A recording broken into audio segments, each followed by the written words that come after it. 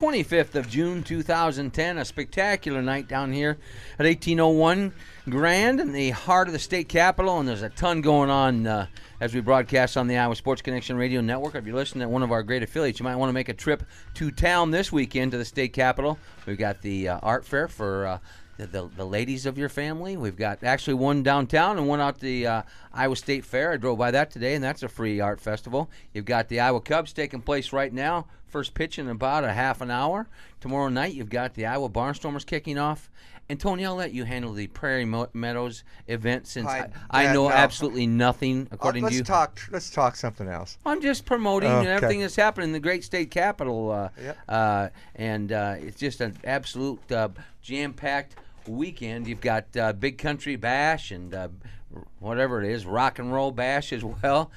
Two incredible outdoor festivals taking place Saturday and Sunday at Blank Park Zoo. So state capitol is alive and well on this weekend, Tony. And then, of course, for us track fans, it's all about USA Track and Field Championships. I'm heading over there when we get done, and you got Saturday. A lot of people have mentally Saturday as the final day. This actually all culminates on Sunday. Yes, and by the way, Lolo Jones in a qualifier, 12:82, the top qualifying time in the 100-meter hurdles, ahead of Ginny Powell and Damu Cherry, who is the one who she needs to take back after the Drake relay. Drake relay. She got her at the Drake relay. She has a 12:82 qualifying time. That's a tenth of a second ahead of Powell and 0.2 of a second ahead of Cherry on the qualifying. We are, of course, brought to you by Casey's General Stores. Pick up a copy of our magazine at over 432 Casey's across Iowa. And while you're there, be sure to pick up a large one-topping specialty pizza for $13.99.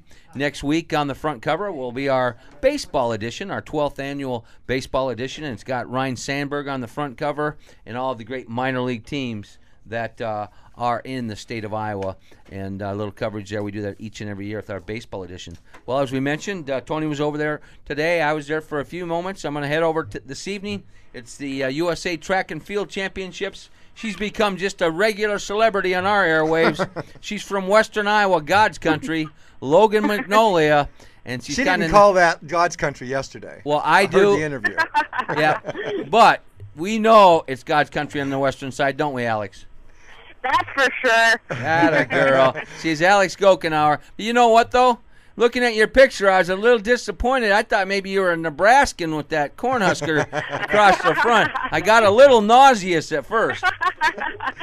No, I just go over there and practice with them. There's no teams close here in Iowa. Well, let's don't say practice with them. How about just beating them over there?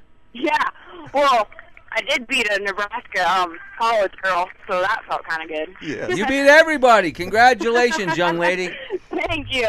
Well, it's been a great week for you. The first couple of days here out there, working really hard and getting the qualifying for the Worlds. That's got to be something. Have you soaked that all in yet, knowing that you're going to be competing in the World Games now? It's still sinking in. It's so exciting. I've wanted to compete in a Team USA uniform since I was little, and it's finally happening, and it's amazing. I can't wait to get my uniform in the mail. Yeah, the old red, white, and blue right across the front. Yeah. You've got to think of a way. Maybe you can come to Drake University, Alex, and when you look at all the things that have happened in your life, from being, I think you called it a midget track and field, to now you've won everything there. Yeah, I know. This track, it's been very good to me. Well, I'm looking at colleges. I want to make sure that they come to the Drake Relays because I love this track and it loves me apparently. Well, you know what? Incredible performances. You took on collegiate athletes from across America, but this is like playing basketball in your home gym for you too. I thought about that. They're traveling from all over, and this is just kind of like as Tony alluded to, your home track. Yeah, it's nice. I know. I was reading through where everything's checking in and where you're supposed to go, this and that, and I knew where everything was, so that was nice. I didn't have to worry about having to find everything, and me and my dad could drive here. We knew exactly where to go, so that was really nice. It took a lot of stress off of the whole process. And we're going to get her name right, unlike the whole day, the 2 days of the event out there. Alex Gochenhour of Logan-Magnolia joining us. She's the junior national champion in the heptathlon here at the United States Track and Field Championships. And Alex, you know, there's some events that you have to work on basically on your own because during the Iowa track and field season you don't compete, and the javelin's one that they don't have at all. So talk about that experience and throwing the javelin. And I know when you were right up there with the best of them out there throwing the javelin yesterday for as inexperienced as I thought you were at throwing it. Yeah. Well, I started doing the heptathlon when I was 15, so I've been learning how to throw over the years, and I kind of got it, and then this past week, a coach from Crete, Nebraska, came up to me and said, "Hey, I can add 15 feet on your throw." I was like, "Okay," so he gave me a few little pointers, and that made the difference because it came down. I needed that throw, and so. Well, he owed you that because he also said he could add 20 feet to your shot, and instead it went the other way, didn't it? Yeah, my shot was not what I wanted, but he just gotta look past that stuff. I tell you what impressed me the most was the 800 meters, which is never any heptathlete's favorite event typically, and you know, not your strong point.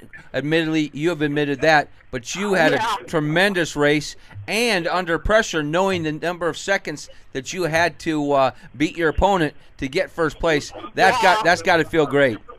Yeah, it was definitely a nail biter going into there because, as you said, it's never been my favorite race. So I just try to go in and relax and just let my body run and try to fight through that pain because I knew I needed to go out there and bust a PR.